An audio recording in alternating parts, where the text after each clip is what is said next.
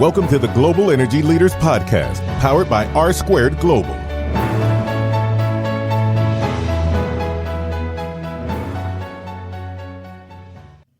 Welcome to another edition of the Global Energy Leaders Podcast. As always, I'm your host, Ryan Ray. So good to have you. And today, we're going to get into the fact, is it possible to have fossil fuel-powered plants that are clean energy? And to help us with that, we're bringing on David Freed, who is another Forbes 30 Under 30 winner.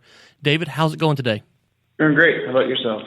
Good. Okay, so kind of walk us through. We ask all the 30 Under 30 winners that we've had on how they got into energy and kind of what was the journey to getting on the Forbes 30 Under 30 energy list. Yeah, so I started working in energy really in earnest in 2011 at the company that I'm currently at, which is 8 Rivers Capital. I got an engineering degree from Duke, but eventually, actually in biomedical engineering. When I got exposed to the energy world, though, I just got really excited about the challenges that the industry faces and some of the solutions that we were able to bring to bear. And so, since 2011, I've been working on this technology called the alum cycle, which we've now formed into a company called Net Power, and got approached by a former winner last year who said, "Hey, I know what you guys are doing. Super fascinating. I can't believe you guys haven't had exposure in Forbes 30 Under 30." He reached out and nominated myself and a colleague of mine, Mike McGrady, who also was a winner, and we eventually invited the editor, Chris Hellman, down to the site. He got to see really what we were building down in Porte, Texas. Was really excited about it. Ended up writing an article about us, but then also wrote an article about Rodney Alum, the namesake behind the alum cycle, in a follow-on issue of Forbes, which was really exciting exposure for us. No, I bet. So kind of tell us what you have going on at 8 Rivers and where you're at in the process right now. Yeah, so 8 Rivers is a company, we're a technology development company focused on what we call industrial scale problems. So these are problems that are really, $1 billion or bigger, that have industrial scale application. We're not a company that's really going to invent your next iPhone app and try and scale it. We're going after really kind of hardware, hard and large technology that impact really large markets. And one of the biggest applications and problems that we saw out there, we like to say that we're problem focused. We focus on a problem and then bring technology to bear in order to solve it, rather than a lot of people, come up with something in the lab, come up with technology, and then try and apply that to the market. So back in 2009, 2010, the founders really went after the problem of how do we produce power that is both clean and cheap. And other technologies, especially fossil technologies, were going about it by trying to add a scrubber or something on the back of the power plant. We call those Band-Aid technologies. They were adding Band-Aids to solve kind of a problem that existed after the generation already happened. We took a look at it and said, we need to start with a clean sheet of paper, come up with a way that we're able to generate power that can be economically competitive, but yet doesn't emit any atmospheric emissions, including carbon dioxide. And you need to make the decision an economic decision as opposed to any other decision making that's required. And so we pulled together a consortium between ourselves at 8 Rivers, CB&I, at the time was Shaw Power, and Exelon, which is a large power company, and Toshiba. And the four of us embarked starting in 2012 to go and build at first a 5 megawatt combustor test rig that we built out in California. From there, we're currently in the middle of building a 50 megawatt demonstration facility down in La Porte, Texas. That's a 1/10 scale of our commercial facility, which will be a 500 megawatt thermal, produce about 300 megawatts worth of electricity, and capture all atmospheric emissions, including carbon dioxide. That carbon dioxide actually has value in the market today. We can sell it. The largest market for us is in enhanced oil recovery. So these are old oil fields that have reached near the end of their useful life. If you inject CO2 in them, you're able to recover, sometimes between 20 and 30% of the original oil in place, and produce, put that oil in the market. There's enough of that market for us to build, close to 400 power plants in the United States. And that's just in the U.S. alone. Internationally, it's much, much bigger than that. There's other industrial byproducts that we create as a result of our process. But those, it makes it so that we're competitive directly with other power generation systems like a combined cycle facility, but yet we capture near 100% of the CO2. Okay, yeah, I was going to ask you about that. How does this happen? You're saying zero emissions, which is obviously encouraging for a lot of our listeners, and you talked about the Alm cycle. How does that work together, and how does this work just from a 30,000-foot kind of view? Yeah, so traditionally power plants have always thought about how do I boil water, right? If I have extra heat, what do I do with it? Well, I'm going to boil some water. Originally, we did that with coal. We took coal boilers. That was an efficient way of boiling water from coal energy, and that then went across a steam turbine, and that produced power. Right? Then we came up with these nuclear systems that were able to boil water using nuclear energy, and that we again put it across a steam turbine that produced power. We then came up with these things called gas turbines, which are like your jet engines, and the exhaust from a jet engine basically went into what's effectively another boiler. They call it a heat recovery steam generator, or HRSG, and that was used to then boil water and create power. So the common multiple in most power generation systems today, at least from fossil and nuclear, is steam power generation. And if you actually look at it, steam's not the most efficient working fluid that you want to use for a whole variety of reasons, but we're at 30,000 feet right now. If you want to if you then want to capture carbon dioxide, because you're creating steam by combusting in air, you then have your CO2 is mixed in with a bunch of nitrogen. And it's really expensive to separate the nitrogen from the carbon dioxide. These amine systems that do it both are expensive to build, but then also very energy intensive in order to use. What we realized was that, first of all, you got to remove the nitrogen before you combust. And so we do that with what's called oxy-combustion, where we use an air separation unit, and it cools the air down to cryogenic levels, and you're able to separate it like in a distillation column, and the oxygen comes out near pure.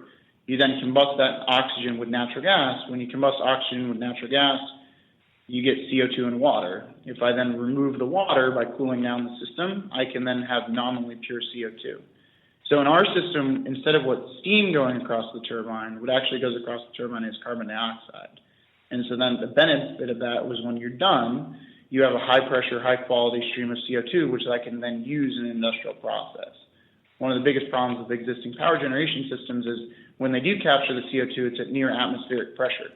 And so then you have to have this big compressor to compress it from atmospheric pressure to pipeline pressures, which is sometimes 150 to 200 times the pressure of atmosphere.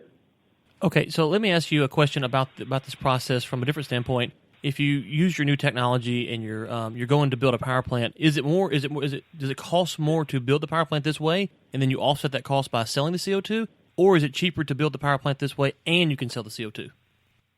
So we believe that it will be eventually cheaper to build this power plant cheaply and sell the CO2, that our economics would not be dependent on CO2 sales. As with any technology, our first plant, there's some learnings that will go into it, and we've already had a lot of those learnings in the demonstration plant that we built. And so our expectation and what we show is that eventually we won't need CO2 in order to be CO2 policy or CO2 sales in order to be economic. That being said, customers are very excited about, for a variety of reasons, being able to sell CO2. One is the economic benefit. Being able to put CO2 into a pipeline is something that we've been doing in this country for 40 years. We take CO2 out of natural sources. We compress it up, put it into old oil fields. And CO2, even in today's oil prices, that is still a very economic solution for production of oil. But also from a regulatory perspective, people look at CO2 and, if you can build a power plant that's economic today and it captures CO2, no matter what happens in the future regulatorily, you're really covered. And so being able to, be agnostic to regulation in the future is something that is really appealing to people in the industry. Absolutely. Okay, so you touch on a couple things that I want to touch on. Regulations, and then just perspective in general. Anytime we talk about CO2 in energy, obviously some people get very fired up, and it can cause maybe a lack of clarity about what's going on. How has the market in general responded to your ideas? Are they looking at this as a popular idea, or is there still some pushback saying, hey, we don't want CO2 anywhere? What's been kind of the general feel from the market? I think our technology is really able to bridge a lot of the conversation.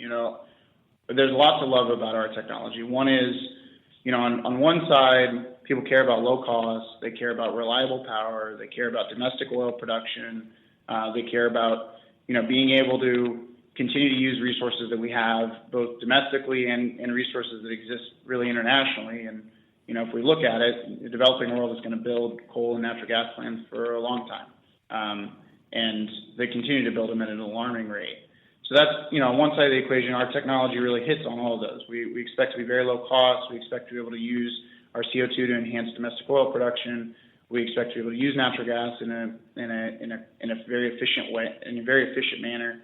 On the other side, there's a concern when it comes to CO2 and its impact. There's a concern when it comes to NOx and its impact on the environment. And so if you can be both clean and generate cheaply, you really are able to bring people together. We've seen that in the market. We have people from the environmentalists all the way to the domestic oil producers who are very excited about what this technology can offer. And we don't, like to get into the debate. We really wanted to make the debate irrelevant and really bring the technology that can solve both people's problems. No, and I love that stance there. If there's a way that's affordable and rational, then let's go ahead and do it. And it's a win for everyone because, like you said, you have a byproduct now that you can sell to the marketplace that's already in demand. On regulation, how is the regulatory bodies looking at this? Are they saying, okay, we're more likely to greenlight a project like this because of what you're doing, or do you still have to kind of go through the same traditional hurdles? So, I can speak to what happened down in Texas. Texas has been a great place for us to build, and they were very quick to in order to, issue us a permit for the operation of the facility. Worked with us very closely to understand the technology, and were very effective for us. We've been in communication with a lot of regulators out there. As with any technology, there's new things that they have to look at, but for the most part, we've been very happy with their responses that they've given us to us to date. And when is the Texas power plant supposed to come online again? So we expect to come on down in Texas later this year, and then the goal for the commercial plan is to have it come online by the end of 2020. Awesome. And are you seeing now with what you guys are doing that there is people maybe inquiring about building a plant like this in their area? Absolutely. Yeah, we've got customers both domestically and internationally that have sites that they either own or are very soon looking to purchase that would be perfect for a net power facility. And we're seeing a lot of interest in this being a very credible alternative to really all other forms of generation out there. And so we absolutely, the demand side is really not our challenge. The challenge is how quickly can we meet that demand with our technology. Okay, and I want to clarify just for the listeners, 8 Rivers and Net Power, kind of break down the differences there just so we can, I want to get into Net Power in just a second, but it's kind of what is the difference between those two entities? Yeah, so 8 Rivers is, we're based in Durham, North Carolina. We invented the technology called the Alum cycle. Rodney Alum is one of our partners. We then licensed that technology into Net Power for the use in certain applications. And Net Power is a consortium between ourselves, CB&I, and Exelon in order to build that facility. So 8 Rivers is a substantial owner in Net Power itself, but we've been lucky enough to go and get the strategic buy-in from Exelon and CB&I. Okay, great. Now, Net Power, you mentioned something I wanted to follow up on before that. You said that existing power plants, can you go retrofit a power plant with this technology, or is it only new plants? We're really starting with new builds, not to say that we wouldn't be able to retrofit in the future, but like we said, we're more of a clean sheet approach. And so other technologies have tried to be, as you say, more of a retrofit or more of a Band-Aid approach. Anytime you do that, you're going to add on cost to the system and decrease efficiency. We think that if you're going to go for a new build, that's the best application for us, but there's always applications in the future where we'd look at retrofitting. Absolutely. Now, you mentioned international. I wanted to touch on that for a second. I've been to Africa. I know there's a lot of power needs in Africa. And a technology like this, one of the things you see in Africa that's going on now is there's kind of a mixed debate on how do they get to an emerging market to a first world type market.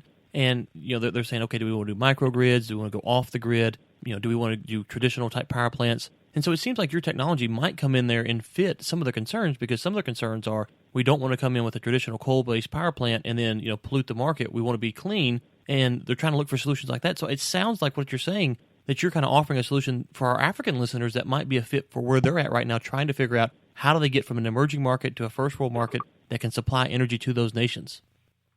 I think that's exactly right. I think Africa is a great example of that. I think Southeast Asia, India, and China, they're all looking to have the same standard of living that we do here in the United States.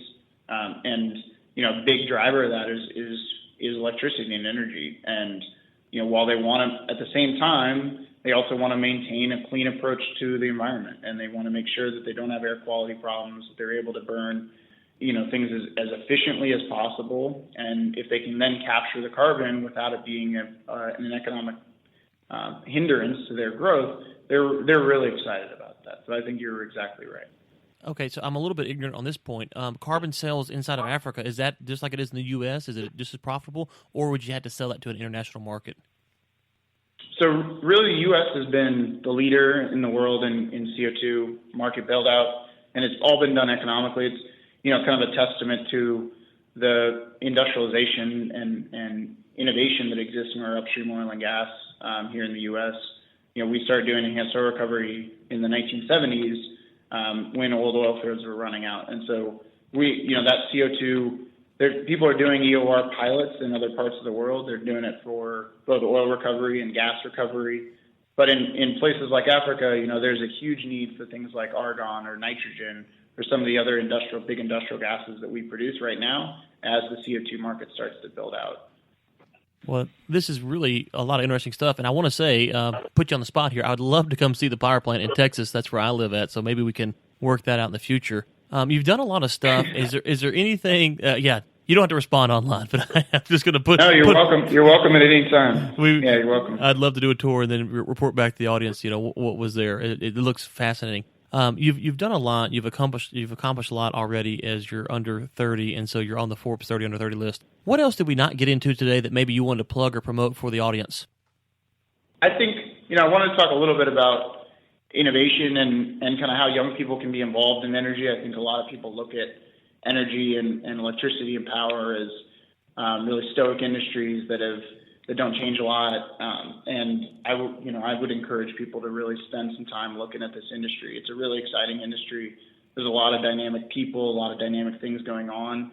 It is, it has its own series of challenges, but I think those challenges are a lot of fun to deal with. You get to be multidisciplinary. You get to think about how does engineering and all of the facets of engineering, from electrical to mechanical to I&C to civil to process to chemical, all of the engineers that are required in order to make a power plant work. How does that engage with regulation? How does that engage with international markets? How does it engage with IP? We like to say that if you start, not everybody thinks they're an entrepreneur, but everybody thinks they're a problem solver. And I think in energy, there's some of the biggest problems around, and we need more people to focus on how do we solve these problems in energy, and how, because we need more smart brains thinking about this, because there are real challenges here that people need to come to the table with. Well, I'm glad you brought that up. I actually had that on my list and just forgot to get to it. I've kind of asked all the 30 under 30 members that kind of type of question. So let's get into that for just a second. One of the things that you see outside of energy is there's an encouragement to be an entrepreneur, and you touched on that word there. Hey, be an entrepreneur, whether it's in whatever industry you're looking at. In energy, I see on the renewable side that there's maybe a push for entrepreneurship. On the big oil side, I don't really see that there's a push there. It is kind of happening. Why do you think that maybe there's a disconnect between renewables pushing for entrepreneurship and on the big oil side, maybe it's not as vocal as it should be? I think I would challenge that a little bit, because I think upstream oil and gas has been, look at the whole fracking revolution. It was because of entrepreneurs in this country. You guys had a podcast on, the frackers and how great and these entrepreneurs were in coming up with their ideas. And even in the past 2 years, really, we've been able to produce oil at costs that no one internationally saw. And it's because people continue to innovate, continue to find better ways of doing things. I would say that there are different groups that are targeting different problems. I think that both sides are having a great level of success in entrepreneurship. I hope that people are able to work together and find things that are applications that have worked, and things that have worked in the renewable side may also work in the traditional energy sense. I think one of the things that we've done really effectively is bring together partners who have different skill sets. We're we're a small company, we're dynamic, but we also don't have the scale as some of our partners at like CB&I and Exelon and Toshiba. They see the market every day. They have to deal with huge projects and really large applications all the time, and that brings a certain level of rigor, a certain level of precision, a certain level of detail that small companies often don't get access to or get to look at. And so I would encourage the groups to really work together, because there are challenges in scaling renewable technologies that oil and gas, that's what they do every day, is scale really large industrial projects. And I think traditional energy can learn a lot from the ability for the renewable side to move very quickly, to continue to innovate at a very dynamic way. I think that, bridging that gap will only make both sides stronger. Yeah, and let me just clarify my comment. My comment is that renewables, it seems that there's a push, a viable push. When I talk to renewable people, that's really what they're pushing for, is a lot of entrepreneurship in the marketplace from big oil. I'm not saying it's not happening. I just don't see that the vocalization of that objective is there. Now, one of the things that I like to delve into when you talk about solving energy problems is there's so many different issues to solve, and how do you tackle those? Where do you start? Because you could be an engineer, you could be a chemist, you can be a lot of different things. How should someone try to navigate that stream if they're wanting to get into energy and they're saying, okay, I want to get in, I want to solve problems? Where should they start? What's a good place to say, start here and maybe your research, or go be an apprentice somewhere? What would you recommend? So I'm going to sound really cliche, but it's really follow what you're interested in, follow your passion. I think that not everybody is meant to be an engineer and work on engineering challenges. Not everybody's meant to be a chemist. Not everybody's meant to be a regulator. Not everybody's meant to be a salesperson. I think that in general, I would encourage people to read some great books out there that you guys mentioned on this podcast that you can go and find out there. I gravitate more towards the technology side and getting involved with some of the engineering work and in project management. That's kind of what I just get excited about. I don't get excited about certain other parts of the industry. I know they're important, but it's really just not what I get excited about. And so I would encourage people to reach out to those that in the industry that they're kind of inspired by. If you see a podcast or a blog post or anything like that, I think a lot of the industry is really open to talk to young people interested in the industry, and there's no reason that you can't reach out and have an initial conversation. I always said that when I was in school, one of the most powerful things I had was my .edu email address, because everybody's willing to talk to a student. Not everybody's willing to talk to somebody in the industry because they think they're trying to sell them something. But as a student, you're really able to go and meet some people and have a very frank conversation without really any risk for the person in the industry. And so I would encourage people to do that. No, I love that tip, and so I'm gonna go buy a .edu domain tonight, so I can get to some of these people I've been looking to get to. So that's a good tip there. Well, look, you have been gracious with your time, and we appreciate you coming on and telling us about it. We're gonna link to all of your stuff in the show notes. Is there anything else that you want to plug or promote before we let you go today? Yeah, I would have just encouraged people to go to netpower.com and 8rivers.com to learn a little bit about what we're doing. Follow us on Twitter. Keep up with what we're doing in the industry, and really talk to people about energy and talk to people about what we're doing.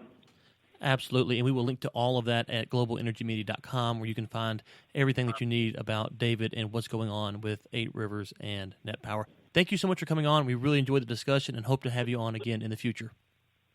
Thanks a lot. I appreciate your time. Thanks again to David for coming on. Really enjoyed the discussion, enjoyed the pushback there, and all of what we did today. Really interested in their technology, and we talked offline about maybe setting up a tour of their plant. And so I'm going to reach out to the APIYP in Houston and see if we can get that together. And if you're interested in participating, globalenergymedia.com/contact, and we can put your name on that list if we can get that done. Thank you so much for tuning in, and as always, keep climbing. Thanks for listening to the Global Energy Leaders Podcast, powered by R2 Global.